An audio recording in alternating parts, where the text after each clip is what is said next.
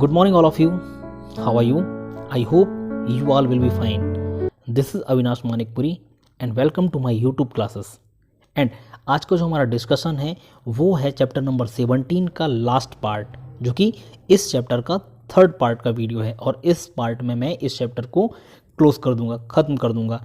ठीक है, previous part में हमने definition and function of money के बारे में पढ़ लिया था, जहाँ पर हमने medium of exchange, measure of value, transfer of purchasing power, store of purchasing power and financial system and institution तक पढ़ लिया था। आज हम देखेंगे 17.4 मेजर फाइनेंशियल इंस्टीट्यूशन। देखिए, फाइनेंशियल इंस्टीट्यूशन का मतलब आप समझ लें कि वित्तीय संस्थाएं, यानी ऐसे इंस्टीट्यूशन जो कि पैसे के लेन देन का काम करते हैं, यानी जिनको ज़रूरत है उनको एक प्रॉपर इंटरेस्ट पर पैसे देना और पैसों को डिपॉजिट करवाना। ठीक है, तो जिस पर कुछ बैंक्स होंगे, कुछ फाइनेंशियल सिस्टम होंगे। आप देखते हैं क्या क्या है यहाँ पर लिखा है कि major financial institution of public and private sector functioning in India are of following types. की प्राइवेट सेक्टर पर देख लें या पब्लिक सेक्टर। पब्लिक सेक्टर का मतलब मैं बार बार बताता आया हूँ कि जहाँ पर भी पब्लिक सेक्टर का नाम आता है यानी उसका मतलब होता है कि वो गवर्नमेंट सेक्टर है। ठीक है, तो सबसे पहले बैंक ऐसा कोई भी नहीं होगा जो बैंक के बारे में नहीं जानता होगा। ठीक है, कि बैंक देखिए लिखा कि under the financial institution bank have special importance. की बैंक का एक स्पेशल इंपॉर्टेंस है यदि हम फाइनेंशियल इंस्टीट्यूशन की बात करें कि इन द मॉडर्न एज। ठीक है, generally bank are known as the institution which accept deposits money of people and lend money to the needy people. की बैंक एक ऐसा इंस्टीट्यूशन है कि जो कि देखिए यहाँ लिखा है कि एक्सेप्ट डिपॉजिट, कि आप बैंक में पैसे डिपॉजिट करते हैं, उसका इंटरेस्ट आपको मिलता है, और जिनको ज़रूरत होती है वो बैंक से लोन लेते हैं, यानी लैंड मनी। कि बैंक जो है मनी देने का काम भी करता है। Today all major economic activities are done through bank. कि आज यदि हम देखें तो बहुत सारी जो इकोनॉमिकल एक्टिविटी है वो बैंक के थ्रू ही कंप्लीट होती है।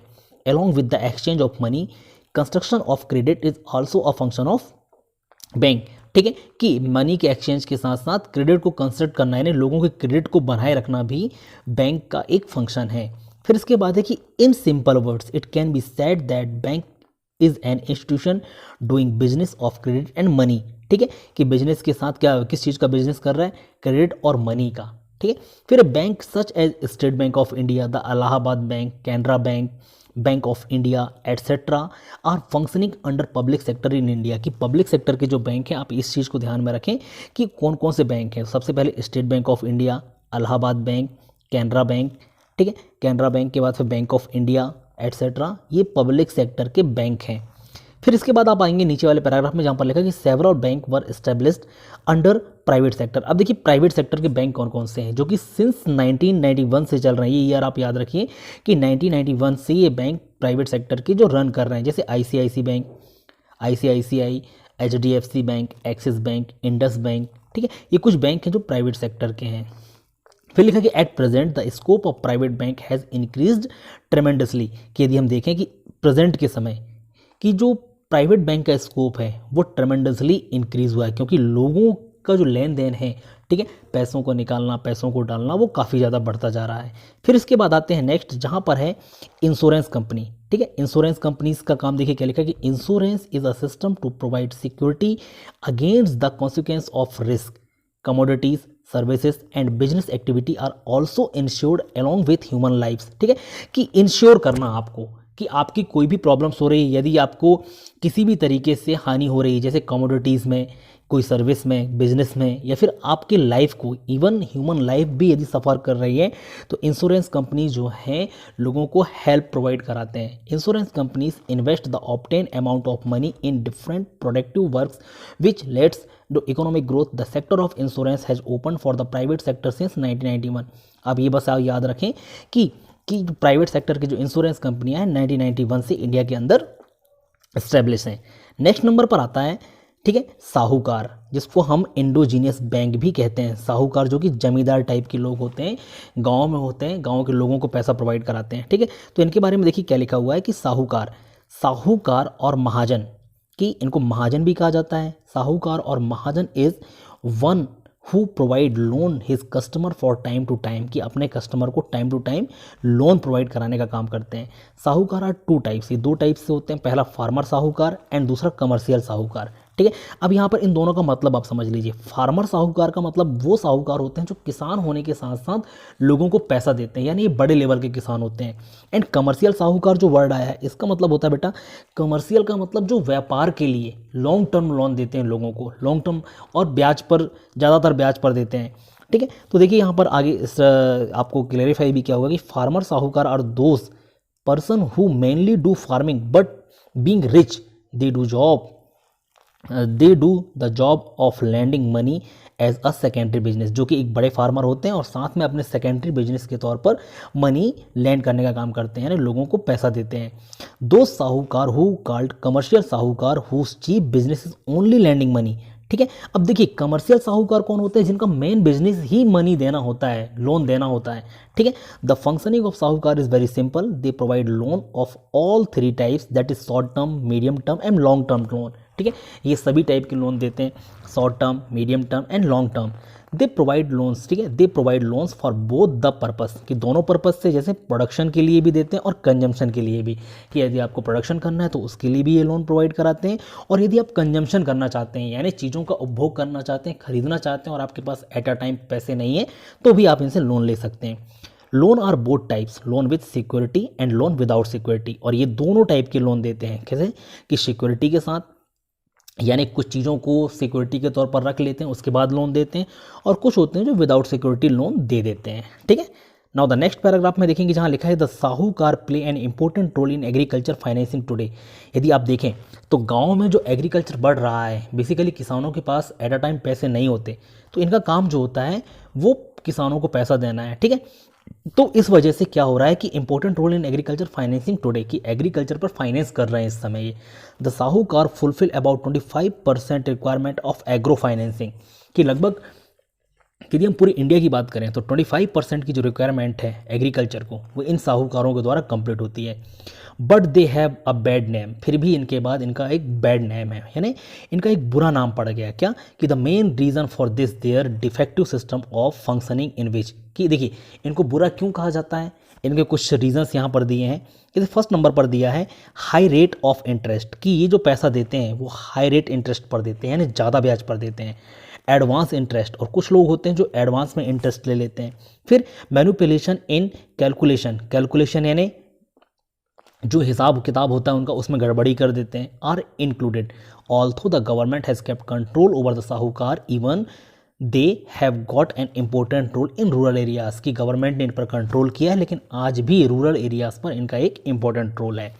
नाउ द नेक्स्ट है जमींदार। ठीक है, देखिए जमींदार, जमींदार जिनके पास ज़्यादा ज़मीनें होती हैं, आप सिर्फ वो समझ लें। यहाँ पर कुछ इंपॉर्टेंट चीज़ें मैं बता देता हूँ कि जमींदार का काम भी होता है लोन देना। ठीक है, जो गांव के किसानों को लोन देते हैं और अपनी लोन की रिकवरी के लिए किसी भी हद तक जा सकते थे। तो देखिए यहाँ पर लिखा है जो चीज़ें आपको याद करनी है इसमें, कि in the year 1793 Lord Cornwallis started this system in Bengal, कि लॉर्ड कॉर्नवालिस जो कि बंगाल के गवर्नर थे उस समय, उन्होंने जमींदारी सिस्टम को स्टार्ट किया था बंगाल से 1793 में। आप ये याद रखें, जमींदार वर द बिग लैंडलॉर्ड्स, की ये बिग लैंडलॉर्ड्स होते थे, यानी इनको आप बड़े किसान कह सकते थे।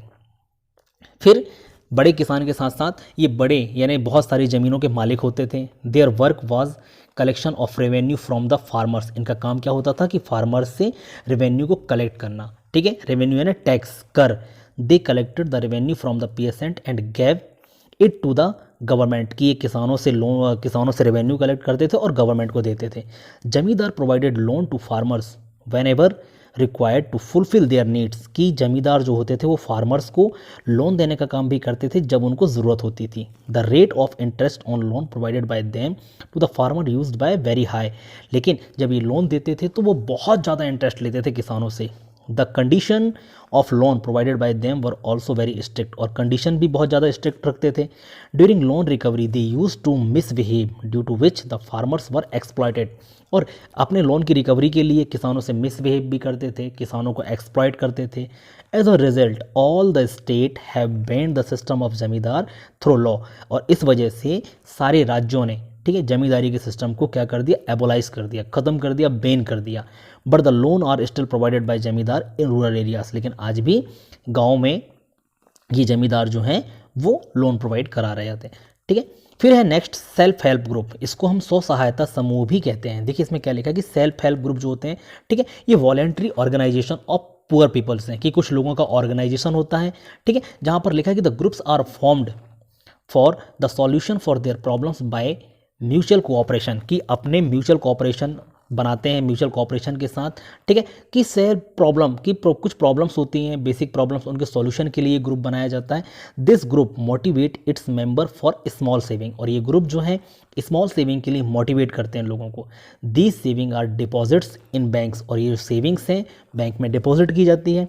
The amount is deposit in account of the group, और ये जो अकाउंट होता है बैंक में वो ग्रुप के नाम पर होता है। Generally the maximum number of member of the group is 20, और मैक्सिमम नंबर 20 से ज़्यादा नहीं हो सकते, ठीक है। Generally the member of a group are those people who do not have any approach to the financial institution such as bank etcetera. Basically ये उन लोगों का ग्रुप होता है जिनकी बैंक तक पहुंच नहीं हो पाती, ठीक है, कि ज़्यादा बैंकों से पहचान नहीं होती। Therefore, the group teaches its member that method of saving which is appropriate for satisfy their needs, ठीक है, कि इस ग्रुप में क्या किया जाता है कि बेसिकली लोगों को मोटिवेट किया जाता है सेविंग्स के लिए, ताकि वो आने वाले समय में जब उनको ज़रूरत हो तो इसका यूटिलाइज कर सकें। The group makes small loans easily available to its member and lower rate of interest, और ये ग्रुप अपने मेंबर्स को, ठीक है, छोटे छोटे लोन भी प्रोवाइड कराती है, वो भी कम इंटरेस्ट पर। These group have played an important role in the field of empowering women, ठीक है, कि वुमेन्स की पावर को भी यहाँ पर इस फील्ड में काफ़ी ज़्यादा इंपॉर्टेंट रोल मिला है। देखेंगे हम आगे इसमें क्या लिखा है, objectives of the formation of self help group, ठीक है, कि क्या ऑब्जेक्टिव्स थे इसके। तो जैसे लिखा है यहाँ पर कि following may be objectives of formation of any self help group, की स्व सहायता समूह के कुछ जो ऑब्जेक्टिव थे। देखिए उसमें लिखा है कि to develop feeling of working together unitedly, ठीक है, कि सबसे पहले तो लोगों को एक साथ वर्क करने की का इसमें सिखाया जाता है, कि एक फीलिंग डेवलप्ड की जाती है कि आप एक साथ मिलकर कैसे वर्क कर सकते हैं। सेकेंड नंबर पर है to develop among the members the habit of saving for better future, अपने बेटर फ्यूचर के लिए सेविंग सिखाई जाती है।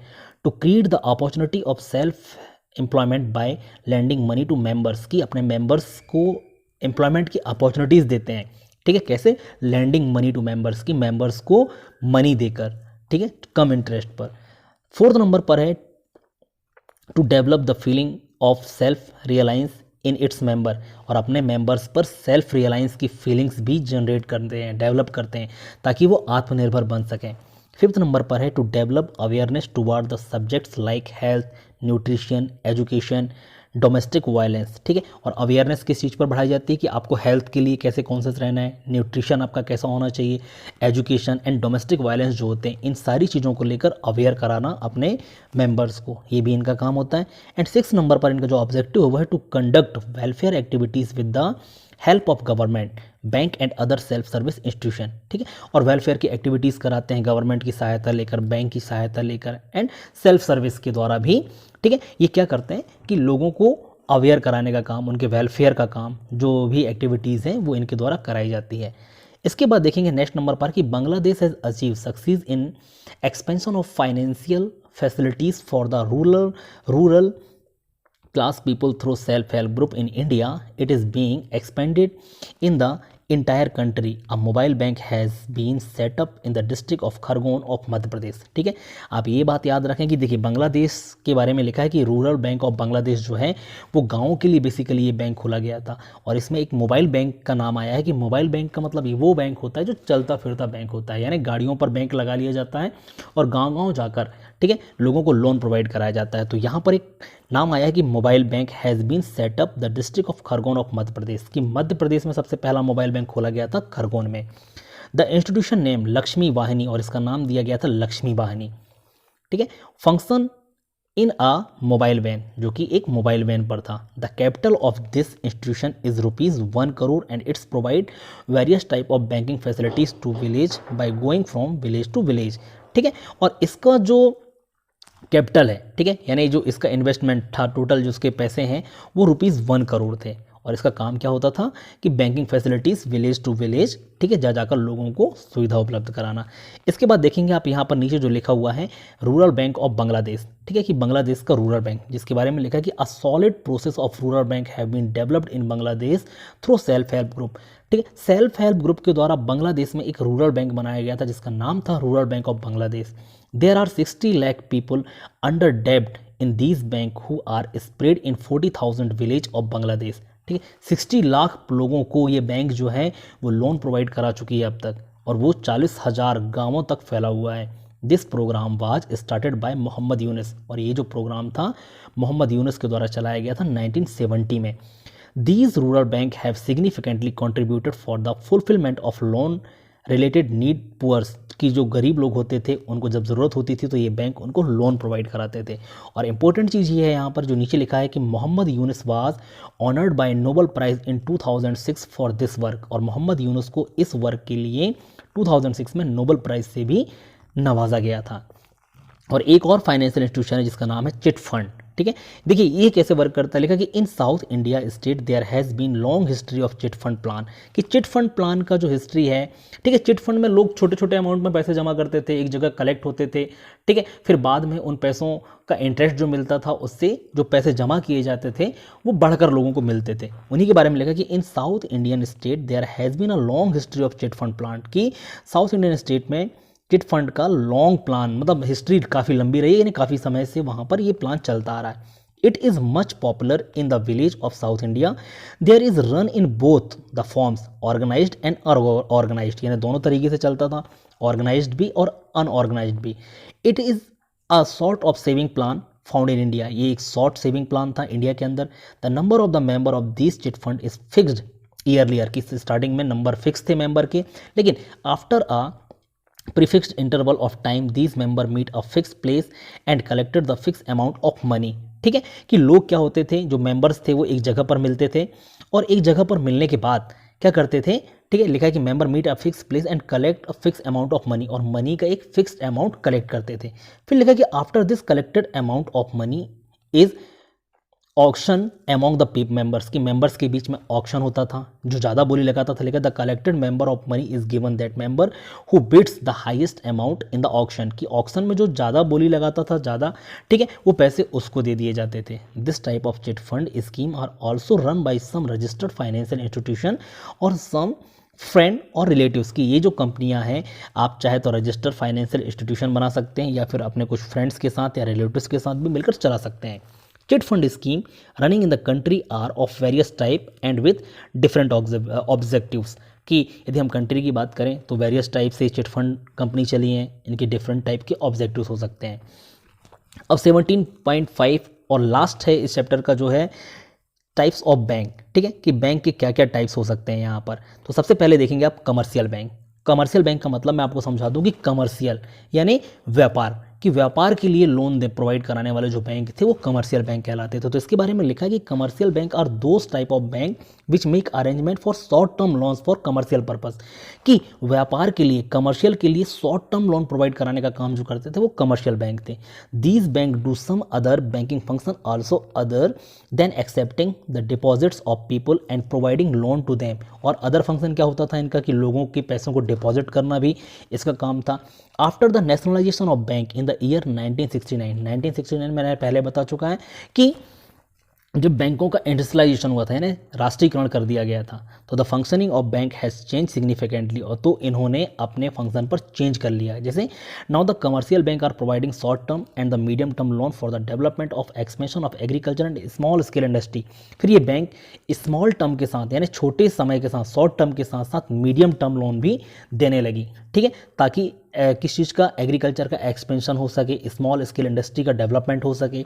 Eight present several bank of private sector are running along with bank of public sector, ठीक है, और इस समय डिफरेंट टाइप के कमर्शियल बैंक हैं जो कि पब्लिक सेक्टर के साथ साथ प्राइवेट सेक्टर के हैं। फिर इंडस्ट्रियल बैंक, तो जिस तरीके से कमर्शियल बैंक व्यापार के लिए लोन करता था, ठीक है, industrial bank basically industrial development के लिए लोन प्रोवाइड कराने का काम करते हैं। तो जैसे यहाँ लिखा है कि the institution which make arrangement of medium and long term loan for industries are called industrial bank, कि वैसे इंस्टीट्यूशन जो कि मीडियम और लॉन्ग टर्म के लोन प्रोवाइड कराते थे, किस चीज़ के लिए, इंडस्ट्रीज़ के लिए, ठीक है, तो उनको इंडस्ट्रियल बैंक कहा जाता था। Apart from providing loan to the industry, these bank also help them to seek capital from other sources, ठीक है, और साथ में, ठीक है, लोन प्रोवाइड कराने के साथ साथ ये जो बैंक है उनको अदर सोर्सेज बताते थे कि कैपिटल को सीक कैसे किया जाए, यानी कैपिटल बनाया कैसे जाए, पूंजी कैसे बनाई जाए।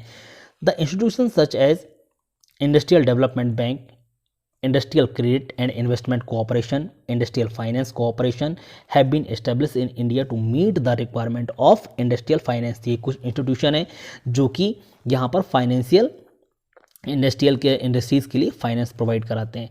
फिर लिखा कि foreign exchange, foreign exchange bank क्या होते हैं, कि ऐसे बैंक जो कि फॉरेन करेंसी को एक्सचेंज करने का काम करते हैं। यानी देखिए लिखा कि institution which exchange foreign currency, यानी फॉरेन की करेंसी जैसे डॉलर को आपको कन्वर्ट कराना रुपीज़ में, ठीक है, तो उसमें कुछ अमाउंट, कुछ परसेंटेज जो होता है वो बैंक का होता है और वो इजीली आपके फॉरेन करेंसी को क्या कर देते हैं, रुपीज़ में कन्वर्ट कर देते हैं। तो वही लिखा कि institution which exchange foreign currency and make arrangement for foreign exchange for foreign trade are called foreign exchange bank, ठीक है। These bank set up their branches in foreign countries which make the exchange of foreign currency simple and easy, कि basically इनकी जो branch है वो foreign countries में भी हैं और ये फॉरेन करेंसी के एक्सचेंज को सिंपल और इजी बना देते हैं। As it is well known that an exporter of a country want the price his commodity in the form of the currency is own country, therefore the problem of foreign exchange arises, ठीक है, कि कुछ चीज़ों की वजह से जो foreign exchange है वो लोगों को होता था, तो ये जो बैंक है वो लोगों की प्रॉब्लम को इजीली सॉल्व कर देते हैं, जो फॉरेन एक्सचेंज बैंक हैं। और ज़्यादा कुछ खास नहीं है इस पर। नीचे आते हैं, 4th नंबर पर है एग्रीकल्चरल बैंक, कि एग्रीकल्चरल बैंक क्या होते हैं। अब एग्रीकल्चरल बैंक के बारे में देखिए, लिखा कि agricultural system is different from trade and industries, की एग्रीकल्चर का जो सिस्टम है वो ट्रेड और इंडस्ट्री से डिफरेंट होता है। Therefore it's loan related need are different from trade and industry. This is the reason due to which agriculture bank have been established to fulfill the need of farmers। और ठीक है, ये trade और industry से अलग होने की वजह से कुछ ऐसे बैंक थे जो सिर्फ एग्रीकल्चर के लिए लोन प्रोवाइड कराते थे। देखिए, following bank are fulfil the requirement of agriculture finance, की कुछ बैंक हैं जो सिर्फ एग्रीकल्चर के लिए फाइनेंस प्रोवाइड कराते हैं। तो सबसे पहले है एग्रीकल्चरल कोऑपरेटिव बैंक्स, एंड दूसरा है लैंड डेवलपमेंट बैंक, एंड तीसरा है रीजनल रूरल बैंक। तो इन चीज़ों के बारे में आप पढ़ लेंगे, ज़्यादा कुछ खास नहीं है, ठीक है। लैंड डेवलपमेंट बैंक, फिर ये देखिए एग्रीकल्चर कोऑपरेटिव बैंक्स के बारे में लिखा है कि agriculture cooperative bank provided the facility of short term loans to the farmer at low rate of interest, की किसानों को शॉर्ट टर्म लोन प्रोवाइड कराना, वो भी लो इंटरेस्ट रेट पर, ताकि किसान को कम ब्याज देना पड़े इन लोन्स के लिए। लिखा कि in India the cooperative bank have 3 tiers structure at the village level at the primary cooperative societies above these societies are district central cooperative bank which provide loans, ठीक है। ये कुछ छोटी छोटी चीज़ें आप इनके बारे में पढ़ लेंगे, इसमें ज़्यादा टाइम वेस्ट नहीं करते, ठीक है। लैंड डेवलपमेंट बैंक, की लैंड के डेवलपमेंट के लिए बैंक जो लोन प्रोवाइड कराती है, जैसे 15 से 20 साल के लिए यहाँ पर मेंशन किया गया है 15 to 20 year at low rate of interest, ठीक है, for land reform, for digging wells, tube wells, ठीक है। तो इस टाइप से कुछ बैंक होते हैं वो लैंड डेवलपमेंट बैंक कहलाते हैं। फिर है रीजनल रूरल बैंक, की क्षेत्रीय ग्रामीण बैंक, नाम सुना होगा आपने, ठीक है। देखिए यहाँ पर ये चीज़ है कि the regional rural bank were set up in 1975, ये आप याद रखें। These bank were set up with the main objective to providing banking facilities to the people of distant rural areas, की ऐसे लोगों को लोन प्रोवाइड कराते हैं जो दूर ग्रामीण क्षेत्रों में रहते हैं। These bank provides loan to small and marginal farmers, agriculture labourers, rural assistant, artisans, small entrepreneurs। On 13th of June 2005, 14,484 branches of regional rural bank were running in the country, ठीक है। तो देखिए किन किन लोगों को लोन प्रोवाइड कराता है ये बैंक, छोटे छोटे जो किसान होते हैं, जो लेबर्स होते हैं, ठीक है, जो गांव के आर्टिसंस होते हैं, स्मॉल एंटरप्रेन्योर्स होते हैं, उन लोगों को ये बैंक लोन प्रोवाइड कराता है। और साथ में एक चीज़ मेंशन की गई कि ऑन 30 जून 2005, कि हम यदि 30 जून 2005 का डाटा देखें तो उस समय तक 14,484 ब्रांचेस इस बैंक की कंट्री के अंदर रन कर चुकी थी। इसके बाद आता है national bank for agriculture and rural development, इसको नाबार्ड कहा जाता है। ये देखिए इसका फुल फॉर्म लिखा है नाबार्ड, और इसका एस्टेब्लिशमेंट जो हुआ था 12 जुलाई 1982, इतना ही याद रखें इसमें, ठीक है। और ये थोड़ा बहुत जो होगा तो आप लोग देख लेंगे कि किस काम में ये बैंक आता है। फिर इसके बाद 6ठे नंबर पर है केंद्रीय या रिजर्व बैंक, जो कि बैंकों का बैंक कहलाता है। यहाँ पर एक लाइन लिखिए कि it is a bank of the bank, कि बैंकों का बैंक है। कि इसका देखिए बेसिक फंक्शन क्या होता है कि जब ज़रूरत पड़ती है तो ये गवर्नमेंट को भी लोन प्रोवाइड कराती है, ठीक है। कुछ गाइडलाइंस ये बनाती हैं, जो सारे बैंक इंडिया के अंदर जितने भी बैंक रन कर रहे होते हैं उन पर इसके जो गाइडलाइंस है वो लागू होते हैं। और ये डिफरेंट टाइप के बैंकों को भी लोन प्रोवाइड कराने का काम करती है, ठीक है।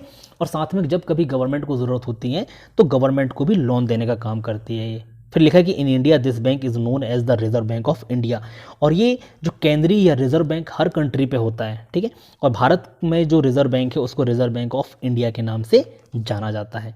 फिर इसके बाद हम आते हैं 7वें नंबर पर, जो कि है इंटरनेशनल बैंक। इंटरनेशनल बैंक को हम अंतर्राष्ट्रीय बैंक कहते हैं, जो कि 2 प्रकार के बैंक हैं। सिर्फ आप इसमें इतना बस याद रखें, एक है वर्ल्ड बैंक और एक है IMF, जिसको हम इंटरनेशनल मॉनेटरी फंड बोलते हैं, ठीक है। कि ये इंटरनेशनल लेवल पर यानी कंट्रीज को लोन प्रोवाइड कराने का काम करती है।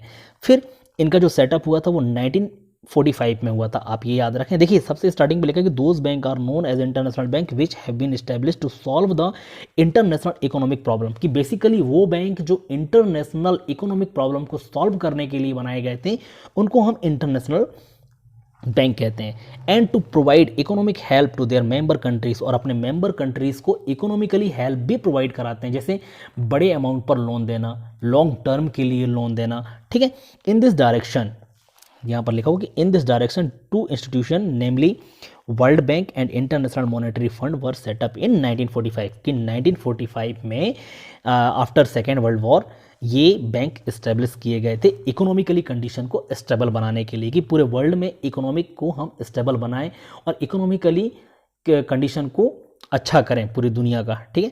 फिर इसके बाद ये चैप्टर यहाँ पर क्लोज हो जाता है। इसके बाद कुछ टर्म्स हैं जो टर्म्स आप लोग पढ़ लेंगे, बुक में दिए हैं।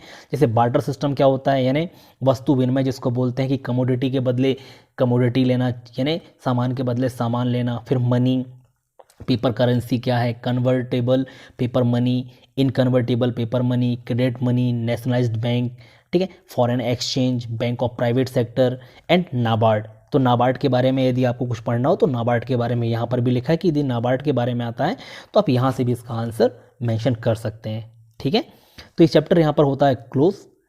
नेक्स्ट चैप्टर के लिए अगले वीडियो का इंतज़ार करें, ठीक है। Thanks for watching this video. आज के लिए बस इतना ही। Thank you so much.